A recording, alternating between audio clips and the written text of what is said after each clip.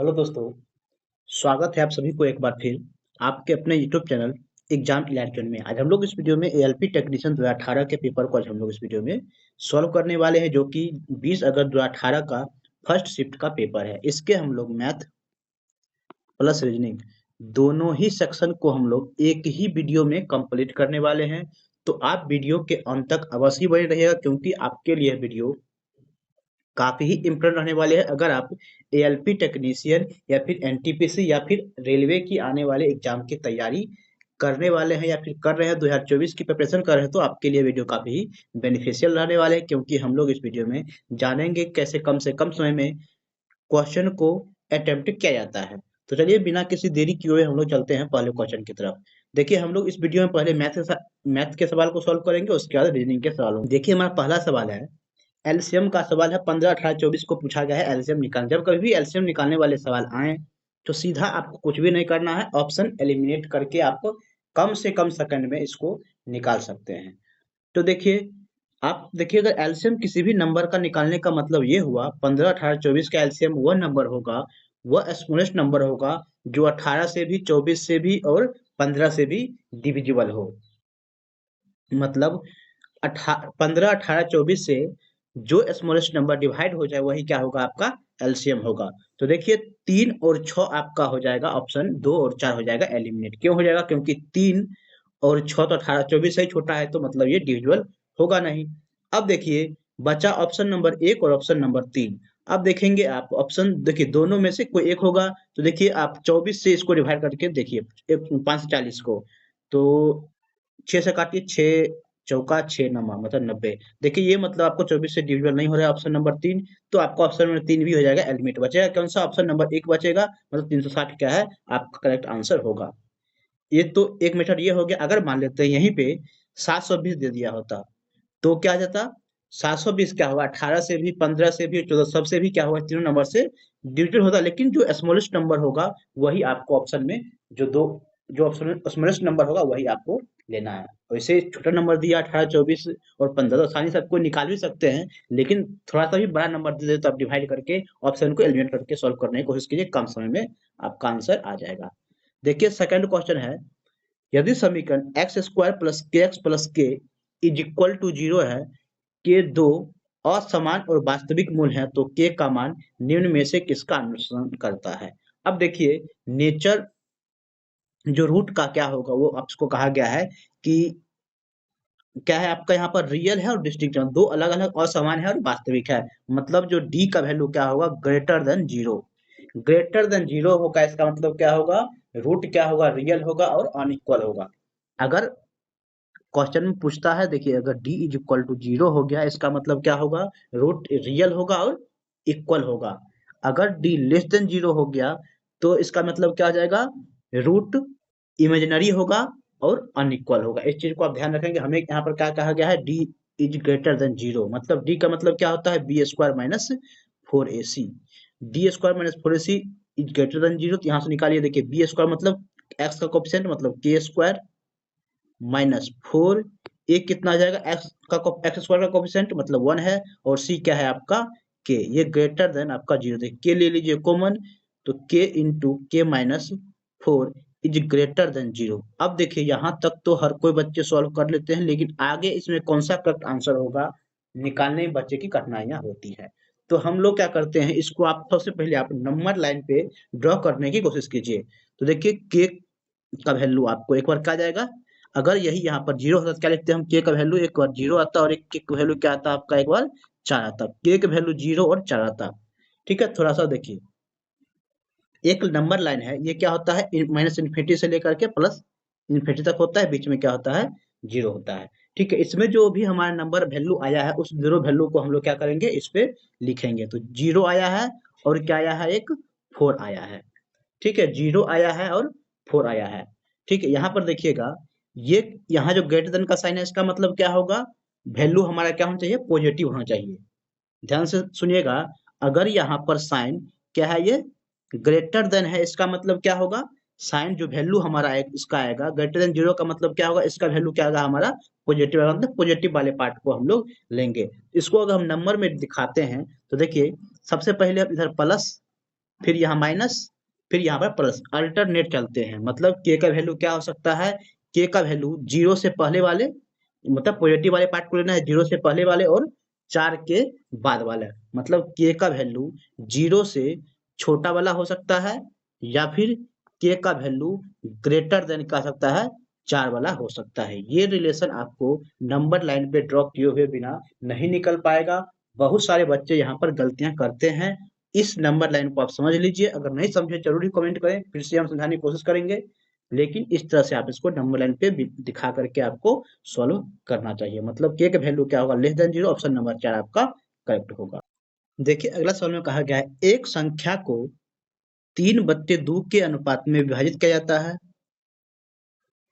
जब प्रत्येक संख्या में 8 जो जाता है तो अनुपात बदलकर 7:5 हो जाता है, तो दोनों संख्याओं में बड़ी संख्या कौन सी है।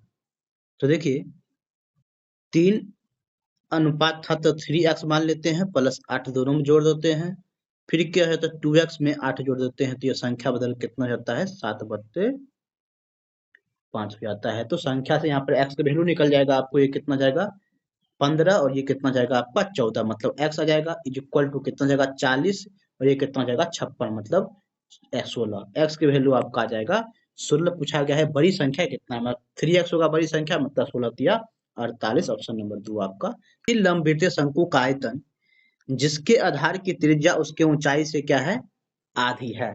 मतलब आधार की त्रिज्या ऊंचाई से क्या है, आधी है। आगे कहा गया एक गोलार्ध के आयतन के क्या है, बराबर है। तो शंकु की त्रिज्या और गोलार्ध के त्रिज्या का अनुपात क्या होगा। मतलब हेमिस्फीयर का त्रिज्या और शंकु की त्रिज्या और हेमिस्फीयर का त्रिज्या का रेशियो क्या होगा वो निकालना है। मतलब दोनों का आयतन क्या होगा, शंकु का आयतन क्या होता है 1/3 पाई r² h। ये किसके इक्वल है, जो गोलार्ध है मतलब हेमिस्फीयर का क्या होता है 2/3 पाई r³। r इसका मानते हैं हम कैपिटल, रेडियस कैपिटल में है। देखिए पाई से पाई हो जाएगा, यहीं से कैंसिल, 3 से हो जाएगा 3 कैंसिल। अब देखिए आपको h के जगह पर हम क्या लिख सकते हैं, 2 टाइम्स ऑफ रेडियस। मतलब ये कितना हो जाएगा 2r³ हो जाएगा। ये h को हटा कर रखेंगे तो इज इक्वल टू कितना है, ये 2r³। मतलब ये जो हो जाएगा कैंसिल। मतलब रेशियो क्या हो जाएगा दोनों रेडियस का, तो दोनों का रेशियो क्या आ जाएगा 1:1 के इक्वल हो जाएगा। मतलब 1:1 दोनों का रेडियस क्या होगा। अब क्या which of the following is a prime number. अब देखिए इसमें कहा गया प्राइम नंबर निकालना, जो मतलब कोई भी नंबर से डिविजिबल नहीं है वही क्या होगा आपका प्राइम नंबर होगा। तो देखिए यहाँ पर सभी नंबर क्या है बराबर है, तो आपको सबको चेक करना पड़ेगा कौन कौन सा प्राइम नंबर है कि नहीं। अगर आपको याद होगा और कहे सबसे छोटी प्राइम नंबर क्या होता है, तो 2 होती है। सबसे एक अंक की सबसे छोटी प्राइम नंबर 2 होती है। एक अंक की सबसे बड़ी प्राइम नंबर कितनी होती है, तो 7 होती है। इसी तरह से कहे हम एक दो अंक की सबसे छोटी संख्या, जो सबसे छोटी प्राइम नंबर क्या होता है, तो 11 होता है। एक दो अंक की सबसे बड़ी प्राइम नंबर कौन सी होती है, तो होता है 97। इस तरह से कहें 3 अंक का सबसे छोटी प्राइम नंबर कितना होता है, तो 101 होता है। सबसे बड़ी कितनी होती है, तो 997 होता है। अगर आपको ये याद था तो आप इसको सेकेंडों में क्लिक करके आप आंसर क्लिक कर सकते थे। तो ऑप्शन नंबर 4 आपका करेक्ट आंसर होगा। देखिए अगला सवाल में कहा गया एक कक्षा में 12 लड़कों का किसी परीक्षा में औसत स्कोर कितना है, 16 था। जबकि कक्षा में सभी छात्र 30 छात्र है, उसकी औसत कितना है, वह कितना है 18.1 है। तो लड़कियों का औसत कितना है, तो देखिए बॉयज और गर्ल है। बॉयज कितना है 12 है, अगर कुल छात्र 30 है तो गर्ल कितना होना चाहिए 18 वो होगी। ठीक है। अब कहा गया है 12 छात्र का औसत कितना है, 16 है। 12 छात्र का औसत कितना है, 16 है। सभी तीन इसका हमें निकालना है। गर्ल का औसत निकालना है, सभी को मिलाते हैं तो सभी का औसत कितना हो जाता है 18.1 हो जाता है। 18.1 होता है। तो आपको पता है इसका रेशियो कितना है, बॉयज और गर्ल का 6 दूनी 12 और 6 त्रिक 18, मतलब 2:3 क्या है, बॉयज और गर्ल का रेशियो है। अब देखिए 16 और ये कितना है 18, इसको माइनस कीजिए। 18.1 से 16 माइनस करेंगे कितना जाएगा आपका, ये हो जाएगा आपका 2.1। 2.1 3 यूनिट का वैल्यू कितना है 2.1। तो इस 2 यूनिट का वैल्यू कितना हो जाएगा, 3 यूनिट का वैल्यू 2.1 है, मतलब एक वैल्यू कितना होगा, 0.7, वैल्यू कितना हो जाएगा 1.4 है। अब देखिए 1.4 है। अब देखिए यहाँ पर इसका वैल्यू कितना हो जाएगा तब, तो इस एक्स का वैल्यू कितना होगा, देखिए 18.1। ये क्या था इससे पहले, क्या था ये नंबर बड़ा है। तो अब क्या होगा यहाँ पर, ये नंबर क्या होगा, इससे इससे ये नंबर बड़ा होगा। मतलब इसमें क्या किए हैं, इसको माइनस किए हैं, इसको क्या करना पड़ेगा, आपको ऐड करना पड़ेगा, समझ रहे हैं। मतलब 18.1 प्लस 1.4 ये कितना जाएगा 19.5, जो कि ऑप्शन नंबर 3 में दिया है। ऑप्शन नंबर 3 आपका करेक्ट होगा। ये तो था एक आपका आसान तरीके से सॉल्व करने का तरीका। लेकिन अगर चाहे आप बेसिक से सॉल्व करना चाहे तो कैसे सॉल्व करेंगे, 12 छात्रों का औसत का सम, तब सभी को सम कितना जाएगा, 12 इंटू 16 कर लीजिएगा। गर्ल का औसत आप मान लीजिए एक्स है, तो 18 into X is equal to कितना है, तो छात्र 30 इंटू 18.1। अब इसी को ऐसे भी सॉल्व कीजिए, एक्स की वैल्यू वहां पर आ जाएगा, वही क्या जाएगा उसका औसत हो जाएगा। सिंपल है। देखिए अगले सवाल को देखिए, कहा गया है आपका सवाल में कि एक ठोस घन की भुजा की लंबाई कितनी है, 7 सेंटीमीटर है। इसमें से एक 7 सेंटीमीटर ऊंचाई और 3 सेंटीमीटर त्रिज्या वाले एक शंक्वाकार आकृति काटकर निकाली जाती है, तो शेष ठोस का आयतन ज्ञात करना है।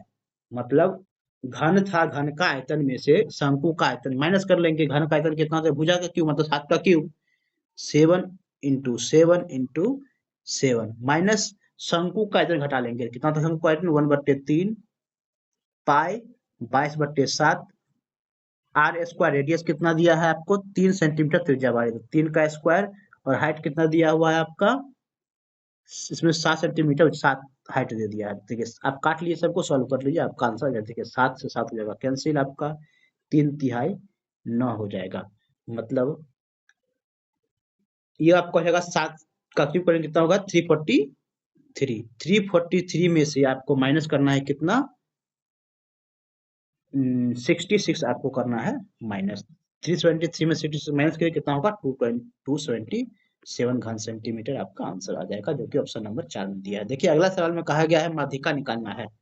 एक ये डाटा दिया दिया गया है, इसका माध्यिका निकालना है। जब कहीं माध्यिका निकालना हो, सभी को क्या करेंगे हम, या तो इंक्रीजिंग ऑर्डर में या फिर डिक्रीजिंग ऑर्डर में क्या करना पड़ेगा, आपको इसको अरेंज करना पड़ेगा।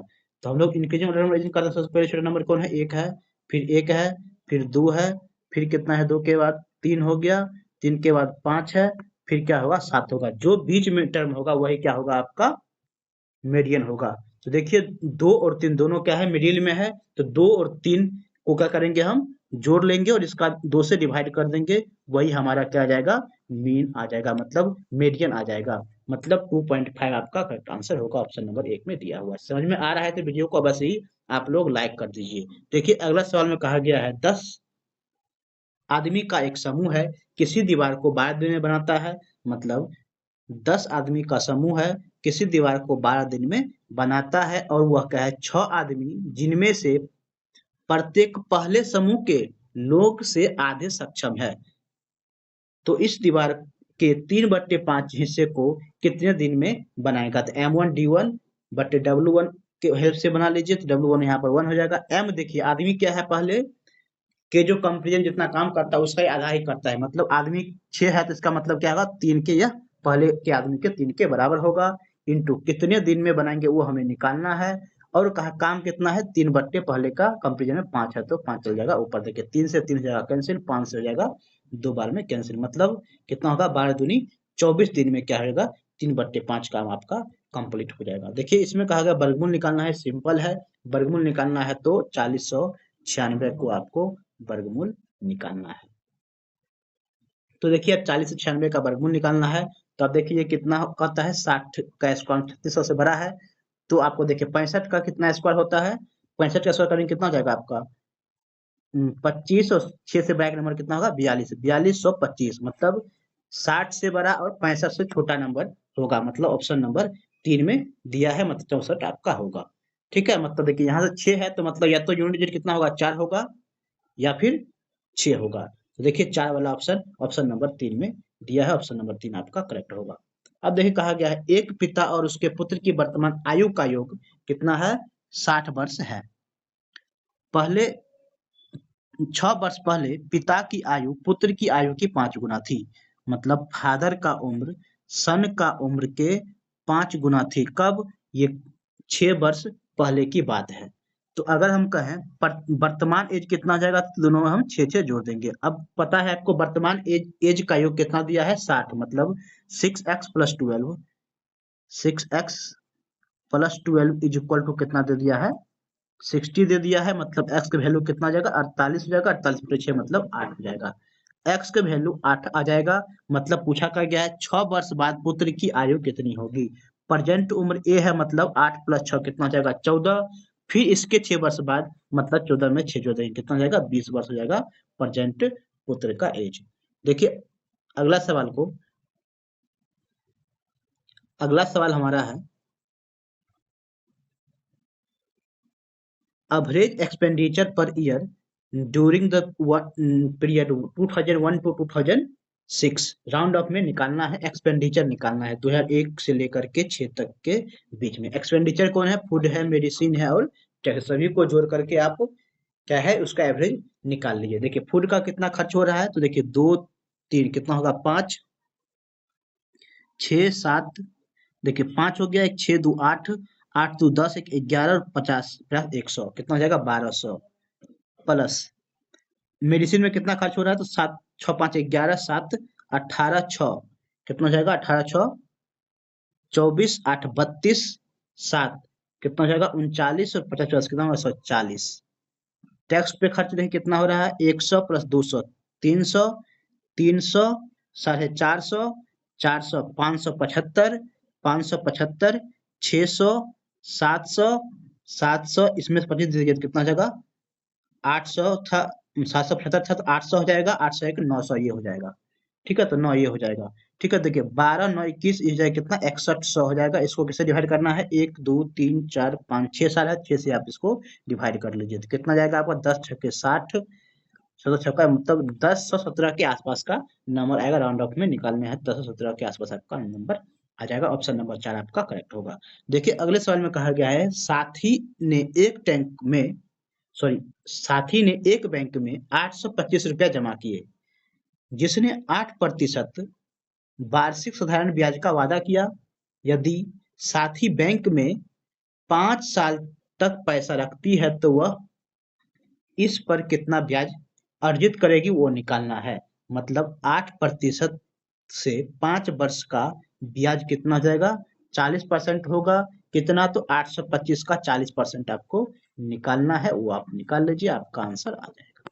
सिंपल है, तो बहुत ही आसान सवाल है। देखिए इसको काट लीजिए, 3200 एक 3300 ये हो जाएगा। नीचे में 10 है, 10 से डिवाइड 330 क्या हो जाएगा इसका, बी। कहा गया है व्यंजक एक्स स्क्वायर प्लस ए एक्स प्लस बी को यदि एक्स प्लस 3, यहाँ पर एक्स माइनस 3 दिया है, एक्स माइनस 3 दोनों जगह है, एक्स माइनस 3 से विभाजित किया जाता है, शेषफल क्या है, 22 आता है। अगर व्यंजक X square plus B X plus A को एक्स माइनस 3 से विभाजित किया, शेषफल कितना आता है, 24 आता है। तो ए प्लस बी का मान निकालना है। देखिए कभी कभी आरआरबी बहुत ज्यादा गलती करती है कि हिंदी में कुछ और क्वेश्चन देता है और इंग्लिश में कुछ और दे देता है, तो आपको हमेशा इंग्लिश को ही प्रेफर करना है। तो देखिए अगर हम x माइनस 3 से विभाजित करता है, इसका मतलब क्या होगा, x minus 3 is equal to 0 put करेंगे, यहाँ से x वैल्यू कितना आ जाएगा, 3। जब इस x के वैल्यू 3 को इस इक्वेशन में पुट करेंगे तो यह रिमाइंडर के इक्वल आएगा। मतलब x वैल्यू 3 पुट किए तो कितना जाएगा, 9 प्लस 3a प्लस बी, ये किसके इक्वल है, 22 के इक्वल है। फिर सेकंड इक्वेशन में इसी तरह 3 पुट करेंगे तो ये कितना जाएगा, 9 प्लस ए प्लस 3b, ये किसके इक्वल है, 24 के इक्वल। अगर हम इसको सॉल्व करते फर्स्ट वाले इक्वेशन तो कितना हो जाएगा, 3a plus B is equal to 22 से माइनस हो जाएगा 13 3 तो कितना जाएगा आपका 13। इसमें क्या जाएगा, a plus 3b is equal to कितना जाएगा 15।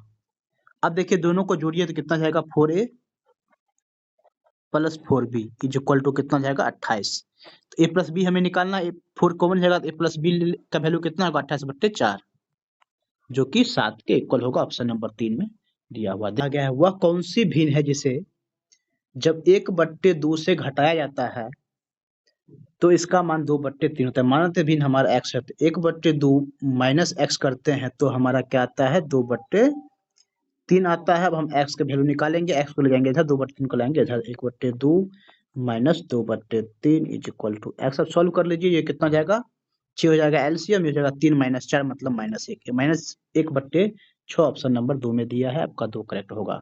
देखिए अगला सवाल में कहा गया है मोनिका के पिता की आयु मोनिका के जन्म के समय 38 वर्ष की थी।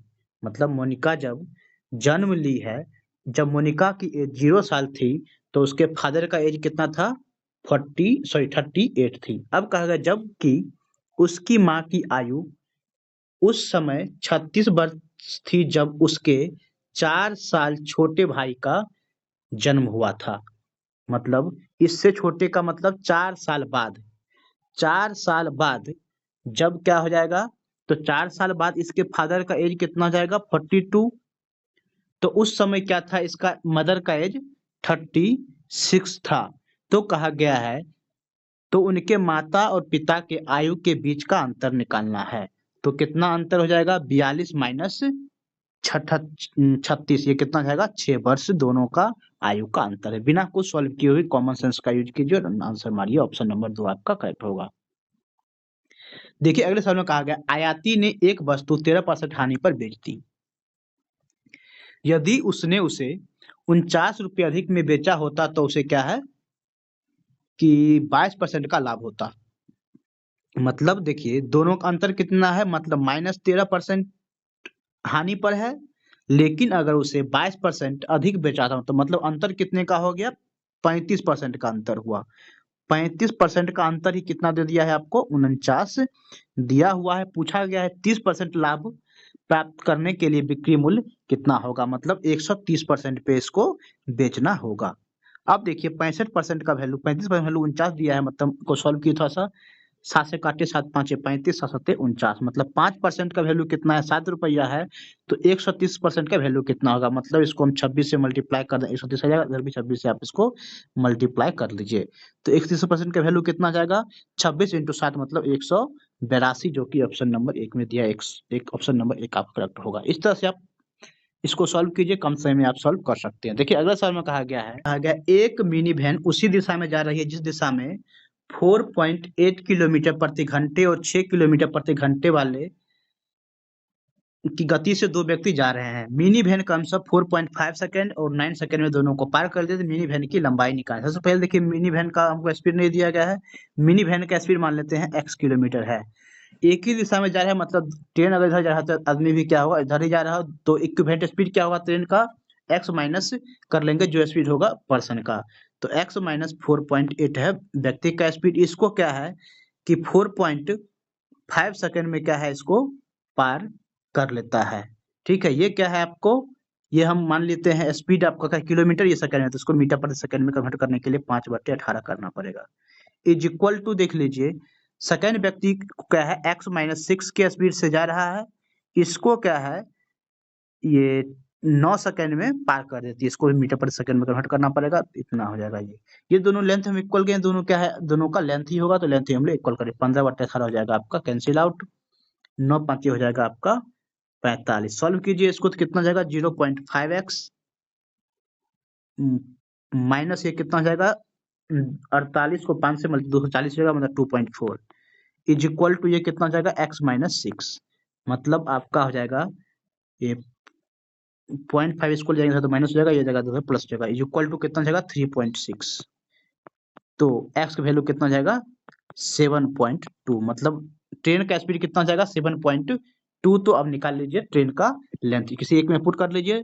अगर ट्रेन का स्पीड इतना है लेंथ कितना जाएगा, एक इक्विवेलेंट स्पीड निकाल लेंगे कितना होगा 48 7.2 माइनस 0.4.8, तो ये कितना जाएगा दोनों को माइनस कर लेंगे कितना जाएगा 2.4 हो जाएगा इक्विवेलेंट स्पीड। किलोमीटर प्रति आवर में है तो मीटर पर सेकंड में 15/18 करना पड़ेगा। ठीक है, उसके बाद देखिए 6 इसको क्या है कि 4.5 सेकंड में क्रॉस कर लेते तो ये आपका हो जाएगा लेंथ का फॉर्मूला हो जाएगा। अब इसको आप सॉल्व कर लीजिए, 9 से काटिए, सॉरी 6 से काटते हैं हम लोग इसको, तो 6 त्रिक 18 6 चौके 24, ये कितना जाएगा 1.5, 15 चौक 1.5 हो जाएगा। देखिए 15 चौके कितना जाएगा 60, 2 डिजिट के बाद होगा डेसिमल मतलब 0.6 हो जाएगा ये। इसको हम 5 से मल्टीप्लाई कर देंगे तो ये कितना हो जाएगा 3 मीटर, जो कि ट्रेन का लेंथ हो जाएगा 3 मीटर। मिनी वैन का मिनी वैन का लेंथ होगा 3 मीटर। देखिए अगला सवाल में कहा गया है एन के प्रत्येक धनात्मक पूर्णांक के लिए N cube minus 8n square plus 20n minus 13 एक अभाज्य है। मतलब एन के कितने पूर्णांक के लिए, देखिए मतलब एन का वैल्यू अगर हम धनात्मक पूर्णांक लेना है तो 1 2 3 4 5 इस सभी वैल्यू को पुट कीजिए। जितने वैल्यू में अगर इसका वैल्यू अभाज्य संख्या आता है तो वही क्या होगा, उसका पूर्णांक की संख्याएं आ जाएगी। तो यही हमसे पूछा गया, मतलब एन का वैल्यू 1 पुट कर देखिए कितना आता है।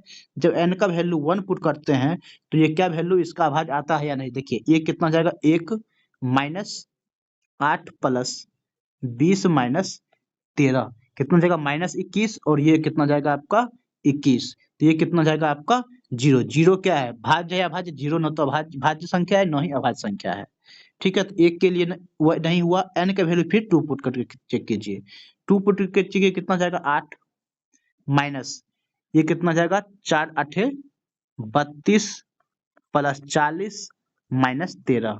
तो ये कितना हो जाएगा, ये आपका हो जाएगा 45 माइनस 45, ये हो जाएगा कितना -5, और ये कितना होगा 3। तो दो का n का वैल्यू 2 पुट करते हैं तो क्या इतना आ रहा है 3 आ रहा है। मतलब 3 क्या है, भाज्य है अभाज्य, 3 क्या है एक अभाज्य संख्या है, तो 3 1 आ रहा है।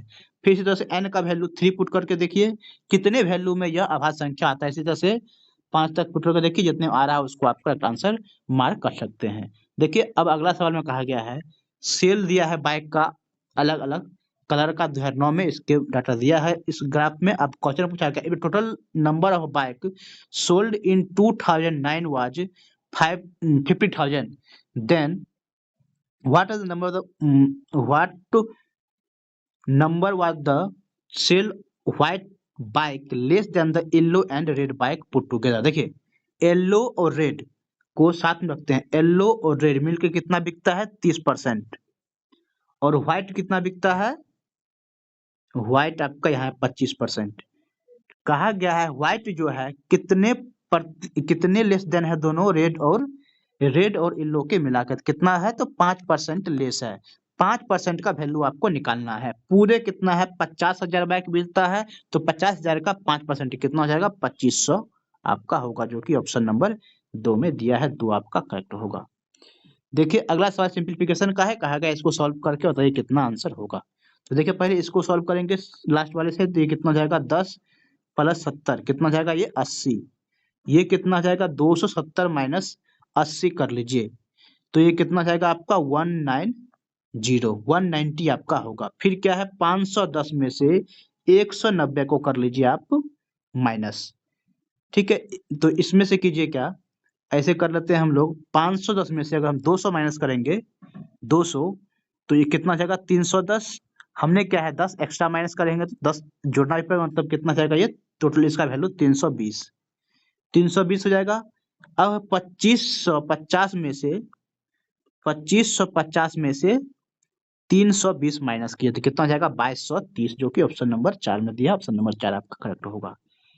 देखिए लास्ट सवाल है मैथ का, निम्न में से कौन सी संख्या 1 से 20 तक जो अंक है वह अभाज्य को श्रृंखला को दर्शाता है। तो देखिए अभाज्य संख्या कितना, पहला नंबर कौन सा होगा, 2 होगा, 3 होगा, 5 होगा, 7 होगा, 11 होगा, 13 17 और 19 होगा। तो ऑप्शन नंबर 2 आपका सही है। देखिए अगला सवाल में कहा गया है कौशिक ने एक खिलौना 160 रुपए में खरीदा और उसे 180 में बेचा, तो प्रतिशत लाभ कितना होगा। 160 में खरीदा, 20 रुपया अधिक में बेचा, इंटू 100 कर लीजिए, आपका आंसर आ जाएगा। ये हो जाएगा, आप 4 से काटिए, 4 चौका 16, 4 5 20, मतलब 50/4 मतलब 12.5 आपका करेक्ट आंसर होगा। अब देखिए मैथ कंप्लीट हो गया। अब हम लोग करेंगे रीजनिंग वाले पार्ट को सॉल्व। देखिए एक सीरीज है, यहाँ पर क्या आएगा वो बताना। देखिए बी है तो यहाँ पर क्या दिया है आई, मतलब बी में 7 जोड़ा गया है तो आया है। 7 6 13 मतलब 7 सब में जोड़ा जा रहा है। तो डी है 4 में 7 जोड़ेंगे कितना होगा 11। 11 प्लस वैल्यू किसका होता है के का। तो देखिए जी है, जी के वैल्यू प्लस 7 में 7 जोड़ेंगे 14 14 मतलब एन। तो के एन और पी कितना है 16 16 7 23, मतलब डब्ल्यू आएगा, मतलब ऑप्शन नंबर 1 आपका है। बरसात के मौसम में कई रेलगाड़ियां रेलगाड़ी दुर्घटनाएं जो रेल दुर्घटनाएं होती है पहाड़ी इलाकों में होती है, जो भूस्खलन के कारण होती है। मतलब बरसात के मौसम में पहाड़ी इलाके में रेल दुर्घटनाएं होती है, किस कारण से? तो भूस्खलन के कारण से होती है। निष्कर्ष में कहा बरसात के मौसम में रेलगाड़ी को नहीं चलाना चाहिए, ये एक सॉल्यूशन नहीं है, ये आपका गलत है। भूस्खलन के से बचने के लिए सरकार द्वारा अधिक सावधानी बरतनी चाहिए, ये आपका तर्क संगत है। मतलब 2 आपका सही है। अगला देखिए सिलो का सवाल है कि कुछ मेज क्या है? कुछ मेज क्या है? आपका पुस्तकें है। तो कुछ मेज को हम मेज क्या है? आपका पुस्तकें है। दोनों एक तरह से देख, कुछ मेज है, पुस्तकें हैं। ठीक, पुस्तकें हैं। सभी पुस्तकें क्या है? कुर्सियां हैं। सभी पुस्तकें क्या है? कुर्सियां हैं। अब देखिए कहा गया है निष्कर्ष में कुछ पुस्तकें मेज हैं, तो कुछ पुस्तकें मेज है, तो ये तो आपका सही है। कुछ कुर्सियां पुस्तकें हैं, देखिए कुछ कुर्सी जो है पुस्तकें हो सकती है, कुर्सी के अंदर में क्या है? पुस्तकें, दोनों का दोनों क्या है? फ्लो करता है। देखिए अगला सवाल में कहा गया है कौन सा ग्रुप में बिलोंग नहीं करता है? देखिए सभी लाइन है, तो देखेंगे आप सभी क्या है एक दूसरे के, अगर बी को छोड़कर देखिएगा सभी क्या है? एक दूसरे के क्या है? पैरेलल है। सिर्फ बी क्या है? पैरेलल नहीं है, तो मेरे हिसाब से क्या होगा? बी एक ऑड है इस ग्रुप से। ठीक है, तो मतलब बी क्या है? आपका ऑड है। अगर लेकिन आपका आंसर क्या दिया है? सी। तो आप लोग बताइए सी किस लॉजिक से सही है? एक लॉजिक मेरे हिसाब से बनता है, देखिएगा ए बी और डी को सभी क्या है? मतलब ऑलमोस्ट क्या है? वर्टिकल है, लेकिन सी क्या है? हॉरिजेंटल है। तो इस लॉजिक को माने तो हम लोग सी सही होता है। वैसे मोस्ट प्रोबेबली क्या होगा? बी इसका सही होना चाहिए। देखिए अगले सवाल में कहा गया सभी बढ़ई क्या है? कर्मचारी है। सभी बढ़ई मतलब सभी कारपेंटर क्या है? कर्मचारी है, मतलब वर्कर है। सभी कर्मचारी क्या है? सभी वर्कर क्या है? मेहनती है, मतलब हार्ड वर्किंग है। ठीक है, आगे कहा गया है सभी मेहनती व्यक्ति मतलब सभी हार्ड वर्किंग क्या है? कि कर्मचारी है। सभी हार्ड वर्किंग क्या है? कर्मचारी नहीं हो सकते हैं। कुछ हार्ड वर्किंग क्या है? कर्मचारी है, तो ये तो आपका हो जाएगा गलत।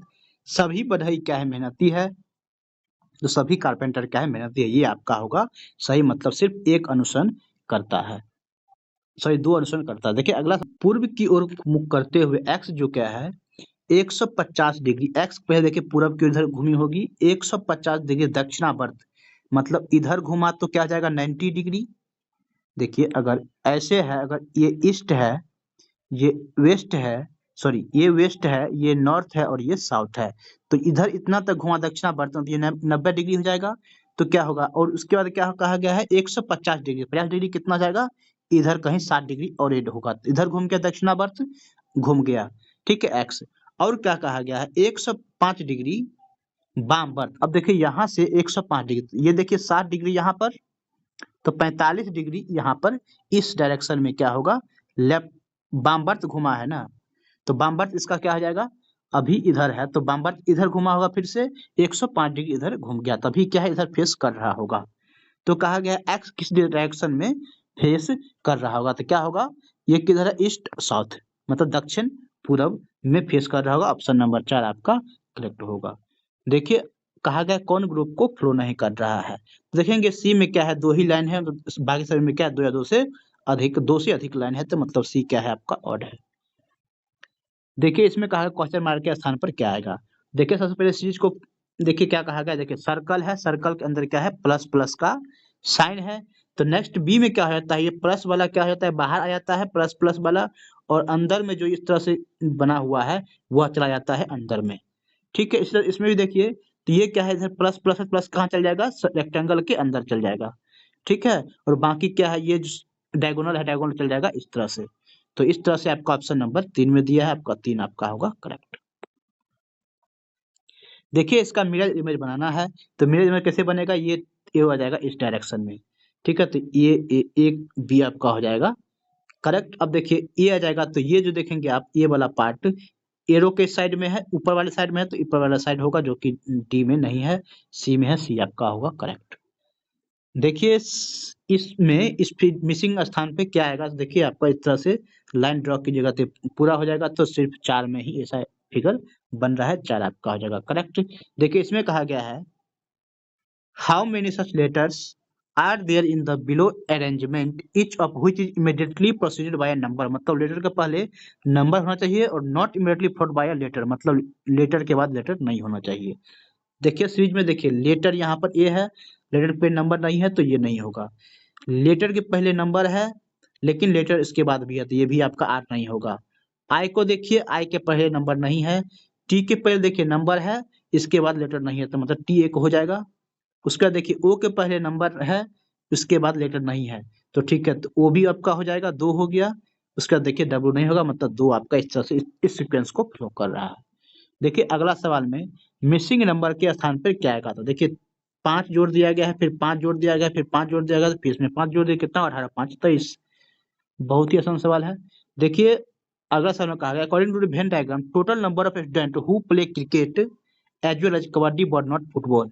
देखिए मतलब क्रिकेट क्रिकेट खेलता है, क्रिकेट खेलता है, कबड्डी भी खेलता है, क्रिकेट कबड्डी और फुट लेकिन जो फुटबॉल नहीं खेलता है। तो ऐसे सवाल कितने हैं, तो वो टी है। देखिए टी क्या है, सिर्फ क्रिकेट और कबड्डी खेलता है लेकिन फुटबॉल में नहीं है, तो टी आपका करेक्ट आंसर होगा। देखिए इसमें कहा गया मिसिंग के जगह पे क्या आएगा, देखिए यहाँ पर एक डॉट है तो यहाँ पर दो डॉट है, यहाँ पर तीन है तो यहाँ पर कितना होना चाहिए, 4 डॉट वाला आना चाहिए जो कि 2 में दिया हुआ है। उसे भी देखेंगे तो यहाँ पर एक लाइन भी होना चाहिए, तो लाइन ऑलरेडी है, इसमें है ही नहीं, इसमें है ही नहीं, तो इस तरह से आपका ऑप्शन नंबर 2 भी करेक्ट होगा। देखिए मिसिंग नंबर के स्थान पर क्या आएगा इसमें बताएं, देखिए 15 3 18 18 3 21 3 24 सीरीज बन रहा है, 3 3 जोड़ हो रहा है, देखिए 20 3 23 3 26, मतलब 18 3 21 यहाँ मिसिंग नंबर पे 21 आएगा जो कि ऑप्शन नंबर 1 में दिया हुआ है। इस तरह से हम लोगों ने मैथ प्लस रीजनिंग को सॉल्व कर लिया है, मैथ प्लस रीजनिंग के सारे सवालों को सॉल्व कर लिया। उम्मीद करते हैं आपको ये वीडियो पसंद आया है। वीडियो पसंद आए तो वीडियो को लाइक कर दीजिए, चैनल पर नए चैनल को बस सब्सक्राइब कर लीजिए। वीडियो देखने के लिए